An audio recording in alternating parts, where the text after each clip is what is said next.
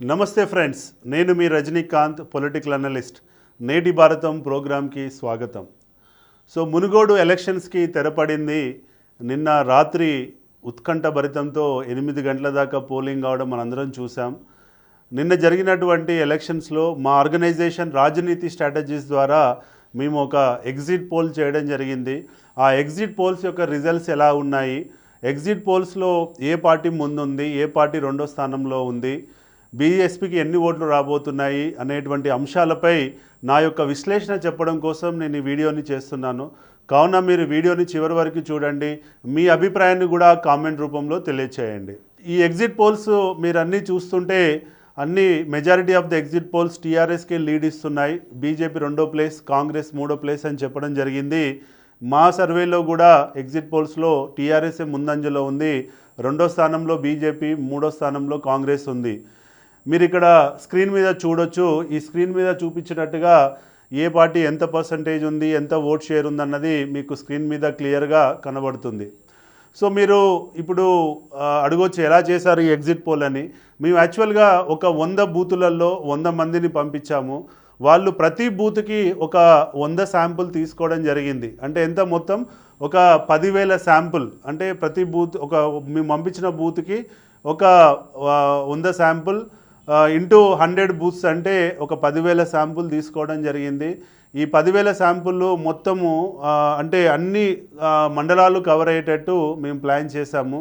అంటే మొదటి బూత్ చేస్తే మళ్ళీ 3వ బూతు, మళ్ళీ 3వ బూతు చేస్తే మళ్ళీ 6వ బూతు, ఇలా మధ్యలో 2 బూతులు వదిలిపెట్టుకుంటూ మేము ఒక 1/3 బూత్స్కి మేము దీన్ని ప్లానింగ్ చేయడం జరిగింది.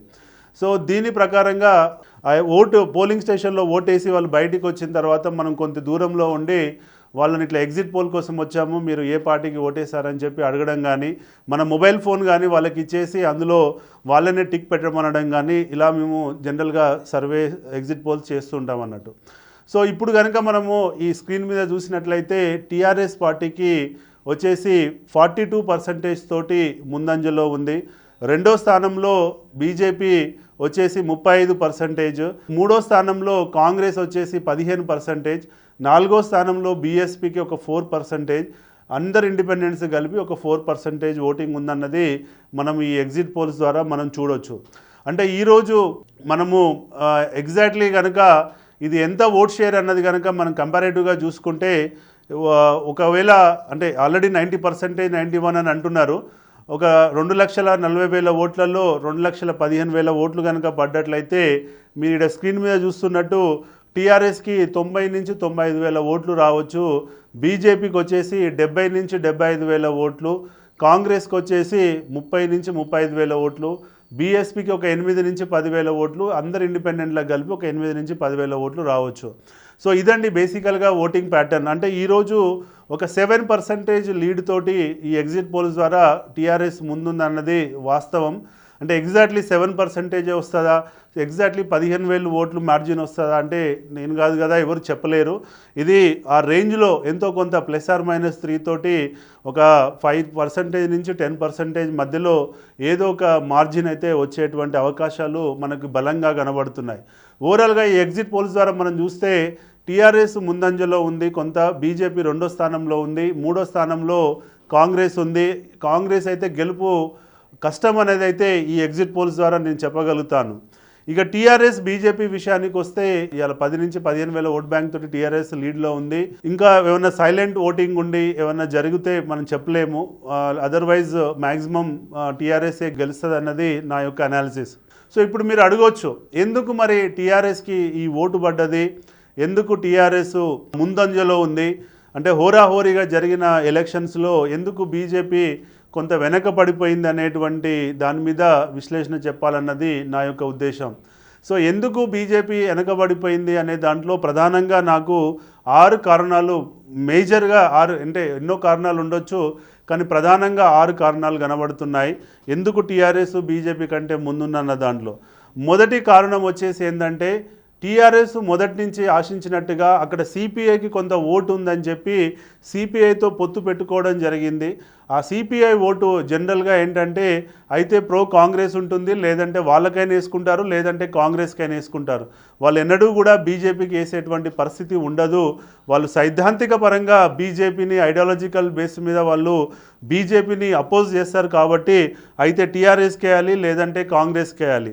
అయితే ఈ కాంగ్రెస్ టీఆర్ఎస్లో టీఆర్ఎస్ఏ బలంగా ఉందని చెప్పి కమ్యూనిస్టులు నమ్మారు కాబట్టి బీజేపీని ఓడగొట్టాలంటే టీఆర్ఎస్ఏ బలమైన పార్టీగా వాళ్ళు యాక్సెప్ట్ చేస్తున్నారు కాబట్టి తద్వారా కాంగ్రెస్ కంటే ఎక్కువ ఓట్ షేరు మనకి కమ్యూనిస్ట్ ఓట్ షేరు టీఆర్ఎస్కి షిఫ్ట్ అయిందన్నది నేను చెప్పాలనుకుంటున్న ప్రధానమైనటువంటి కారణం. ఇక రెండో కారణం విషయానికి వచ్చినట్లయితే కేసీఆర్ యొక్క వెల్ఫేర్ స్కీమ్స్ ఏవైతే ఉన్నాయో ఆ కాన్స్టిట్యున్సీలో ఆల్మోస్ట్ ఒక రైతు బంధు కానివ్వండి, రైతు బీమా కానివ్వండి, కళ్యాణ లక్ష్మి ఇట్లాంటి అన్ని పథకాలు అన్నీ కలిపి, ఆసరా పెన్షన్లు అన్నీ కలిపి 1,20,000 బెనిఫిషరీస్ ఉన్నారన్నది వాస్తవం. ఈ 1,20,000 బెనిఫిషరీస్లో మనం అనుకున్నట్టు 90 నుంచి 95,000 ఓటు ఆయనకి వస్తుంది. ఆ బెనిఫిషరీస్ ఎవరైతే ఉన్నారో వాళ్ళు బలంగా కేసీఆర్ని నమ్ముతున్నారు కాబట్టి కేసీఆర్ కంటిన్యూ అవుతూనే వాళ్ళు అక్కడ కావాల్సిన ఎమ్మెల్యే గెలిస్తేనే వాళ్ళ వెల్ఫేర్ స్కీమ్స్కి ఎక్కడ కూడా ఇష్యూ ఉండదు, కంటిన్యూటీ ఉంటుంది, సస్టైనబిలిటీ ఉంటుంది అనేటువంటి ఉద్దేశంతో వాళ్ళు కేసీఆర్ సైడ్ మొగ్గు చూపారన్నది మనం గమనించాలి. అంటే ఒకవేళ రాజగోపాల్ రెడ్డి గారిని గెలిపిస్తే మా సంక్షేమం ఏదైనా పోతుందేమో అనే భయం కూడా కొంతమందిలో ఉందన్నది మన సర్వేస్ ద్వారా మేము గుర్తించడం జరిగింది. కాబట్టి అటు కేసీఆర్ మీద సంక్షేమం ద్వారా అభిమానం ఉన్నవాళ్ళు ఒకవేళ వాళ్ళు సంక్షేమం పొంది వేరే పార్టీకి వేద్దాం అనుకున్నా కానీ రేపు మళ్ళీ ఒకవేళ ఈడ కేసీఆర్ గెలవకపోతే మాకు ఇబ్బంది అవుతుందన్న భయపడ్డ వాళ్ళైనా కానీ ఇటు టీఆర్ఎస్కి ఓటేశారన్నది నేను చెప్పాలనుకుంటున్న రెండవ కారణం. ఇక మూడో కారణం విషయానికి వచ్చేసరికి ఏంటంటే మైక్రో లెవెల్ పొలిటికల్ మేనేజ్మెంట్. జనరల్గా మునుగోడులో టీఆర్ఎస్ బీజేపీ కంటే మైక్రో లెవెల్ పోల్ మేనేజ్మెంట్లో చాలా అగ్రెసివ్గా పనిచేసింది, చాలా ఎఫెక్టివ్గా ఎఫిషియెంట్గా పనిచేసింది అన్నది నేను చెప్పాలనుకుంటున్న పాయింట్. ఎందుకు అనంటే వాళ్ళు ఆల్రెడీ జనరల్గా బీజేపీ వాళ్ళు ఎక్కువ సైద్ధాంతికంగా కానీ హార్డ్ వర్క్ పరంగా కానీ మైక్రో లెవెల్ పొలిటికల్ మేనేజ్మెంట్ బాగా చేశారనేది మొన్నటిదాకా ఉన్నటువంటి గుర్తింపు.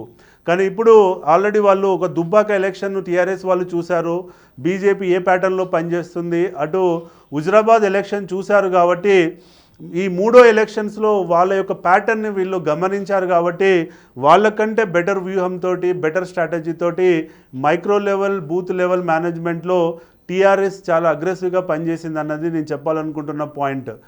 అటు బీజేపీ సైడ్ ఏంటంటే ఈ ఓవరాల్ కోఆర్డినేషన్కి వివేక్ వెంకటస్వామి గారిని పెట్టడం జరిగింది.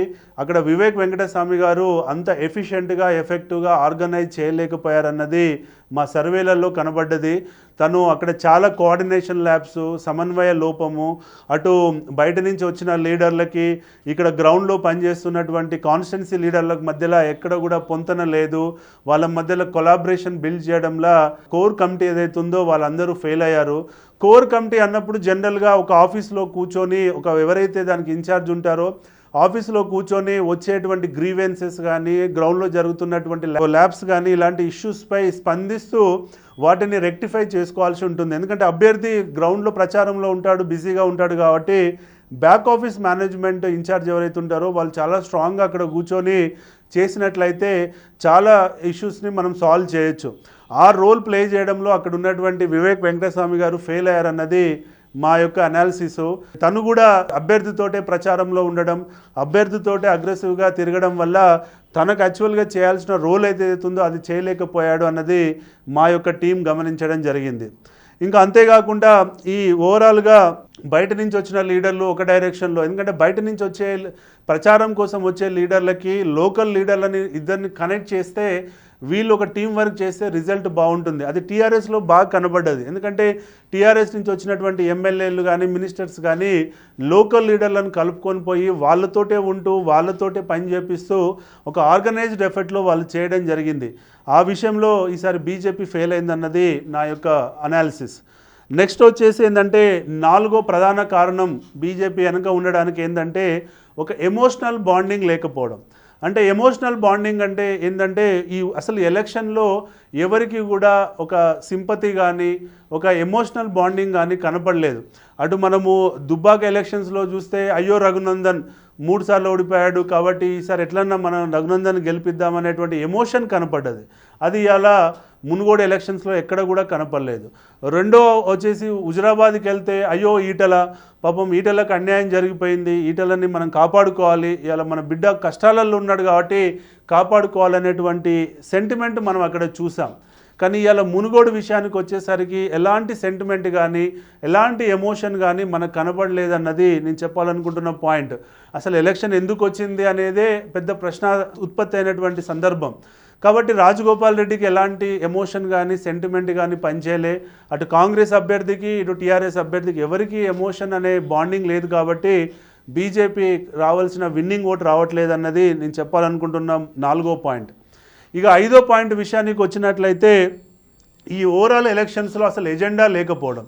అసలు ఏంటి ఎజెండా? ఇవాళ హుజురాబాద్కి వచ్చేసరికి బీసీల ఆత్మగౌరవము, బీసీల పోరాటము అనేటువంటి ఎజెండాతోటి ఈటల రాజేందర్ దాన్ని నడపడం జరిగింది. ఇటు దుబ్బాకకు వచ్చేసరికి రఘునందన్ గారు అటు సిద్దిపేట అభివృద్ధి చెందింది, అటు సిరిసిల్ల చెందింది, ఇటు గజ్వేల్ చెందింది అభివృద్ధి. ఇలా దుబ్బాక వెనుకబడిపోయింది అనేటువంటి ఎజెండాని సెట్ చేయడంలో ఆయన బాగా సక్సెస్ అయ్యాడు. కానీ ఇలా మునుగోడు విషయానికి వచ్చేసరికి అక్కడ ఎక్కడ కూడా ఎజెండా అన్నది కనపడలేదు. ఆయన అభివృద్ధి కోసమే నేను రిజైన్ చేశాను అని చెప్పినప్పటికీ కానీ తర్వాత క్రమంలో ప్రచారంలో అసలు అభివృద్ధి అనేటువంటి ఆర్గ్యుమెంట్ సైడ్ లైన్ అయిపోయింది. ఎంతసేపు టీఆర్ఎస్ కేసీఆర్ వాళ్ళ అనుచర వర్గం ఎప్పుడైతే మోడీ యొక్క ఫెయిల్యూర్స్ మీద మాట్లాడడం మొదలుపెట్టారో దానికి కౌంటర్ ఇచ్చుకుంటూ వెళ్ళారు బీజేపీ వాళ్ళు, అంతే తప్ప కానీ అంటే ఓవరాల్గా చెప్పాలంటే బీజేపీ వాళ్ళు కేసీఆర్ ట్రాప్లో పడ్డారని మనం చెప్పొచ్చు. కేసీఆర్ ఎజెండా సెట్ చేశాడు, వీళ్ళు దాన్ని ఫాలో అవ్వకుంటూ వెళ్ళారు. కానీ అంతేగాని అదర్ సైడ్ నుంచి వీళ్ళు ఇవ్వాల్సినటువంటి లోకల్ ఇష్యూస్ మీద మాట్లాడాల్సి, లోకల్ ఇష్యూస్ని ఎలివేట్ చేయాల్సి, తను 3 సంవత్సరాలలో కాంగ్రెస్లో ఉండడం వల్లనే నాకు అభివృద్ధి జరగలేదు, నన్ను ఐసోలేట్ చేశారు, నేను వేరే పార్టీ నుంచి ఎన్నికయ్యాను కాబట్టి నాకు కావాల్సినన్ని నిధులు ఇవ్వలేదు, ఇవాళ వేరే కాన్స్టిట్యున్సీలకు వచ్చిన నిధులు కూడా అటు జగదీశ్వర్ రెడ్డికి వచ్చిన నిధులు కూడా నాకు రాలేదు అనేటువంటి ఆర్గ్యుమెంట్ ఏదైతే ఉంటుందో ఆ ఆర్గ్యుమెంట్ పెట్టడంలో వీళ్ళు కంప్లీట్గా సైడ్ లైన్ అయ్యారు. అంటే స్టార్టింగ్లో కొంత ఉన్నప్పటికీ తర్వాత క్రమంలో ట్రాక్ తప్పారన్నది నేను చెప్పాలనుకుంటున్న పాయింట్. ఇక లాస్ట్ అంశం వచ్చేసి ఏంటంటే మనీ డిస్ట్రిబ్యూషన్. అందరూ ఎక్స్పెక్ట్ చేస్తున్నట్టుగా ఏంటంటే హుజురాబాద్లో చాలా ఎక్కువ ఇచ్చారు, ఇంక ఇక్కడ ఎక్కువ ఇస్తారు అనేటువంటి అంశంపై చర్చ జరిగింది. అదే విషయంలో నేను అమౌంట్ చెప్పదలుచుకోలేదు. కానీ 2 ప్రధాన పార్టీలు అటు టీఆర్ఎస్ బీజేపీ సమానంగానే మనీ డిస్ట్రిబ్యూట్ చేసినప్పటికీ కానీ బీజేపీ డిస్ట్రిబ్యూషన్ కొంత ల్యాగ్ ఉంది, అనుకున్న వాళ్ళకి వెళ్ళలేదు. 2 ఇచ్చిన వాళ్ళు మధ్యవర్తులు చాలా వరకు దాన్ని డిస్టర్బ్ చేశారు. కాబట్టి మనీ అందాల్సిన కాడ అందలేదు. నెక్స్ట్ వాళ్ళు అనుకున్న ఫండ్స్ కూడా కాన్స్టిట్యున్సీకి టైంకి రీచ్ కాకపోవడం, చుట్టూ పెరిఫరల్గా సీజ్ చేయడం మొదలుపెట్టేసరికి ఎక్కువగా బీజేపీ ఫండ్స్ ఎక్కువగా సీజ్గా అయిన విషయాలని మనము వార్తల ద్వారా చూసాం. కాబట్టి తనకు రిసోర్స్ఫుల్గా ఉన్నప్పటికీ అనుకున్న సమయంలో అవి అందకపోవడం వల్ల, అనుకున్న స్థాయిలో వాళ్ళు నమ్ముకున్న నాయకులు దాన్ని డిస్ట్రిబ్యూట్ చేయకపోవడం వల్ల కూడా కొంత గ్యాప్ వచ్చిందన్నది నేను చెప్పాలనుకుంటున్నటువంటి పాయింట్. సో ప్రధానంగా ఇవ్వండి 6 కారణాలు. ఈ 6 కారణాల వల్ల ఈరోజు బీజేపీ 2వ స్థానంలో ఉందన్నది నేను చెప్పాలనుకుంటున్న పాయింట్. మరి మీరు అడగవచ్చు, సార్ ఇది ఒకవేళ అండర్ కరెంట్ ఉండి ఒకవేళ ఈ ఏదైతే 7% ఉందో ఈ 10 నుంచి 15,000 ఓట్లే కదా మీరు అనేది, దీన్ని ఓవర్కమ్ అయ్యే ఛాన్స్ లేదా బీజేపీ అంటే డెఫినెట్గా ఓవర్కమ్ అయ్యే ఛాన్సెస్ కూడా ఉంది అనేది నేను చెప్పాలనుకుంటున్న పాయింట్.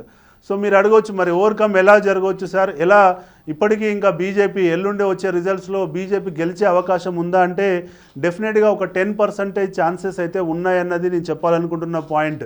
ఎందుకంటే I don't want to rule out BJP గెలవదు అని చెప్పి నేను రూల్ అవుట్ చేయదలుచుకోలేదు. డెఫినెట్గా బీజేపీ గెలవడానికి కూడా ఉన్నాయి, ఒక 3 కారణాలు ఉన్నాయన్నది నా ఆలోచన.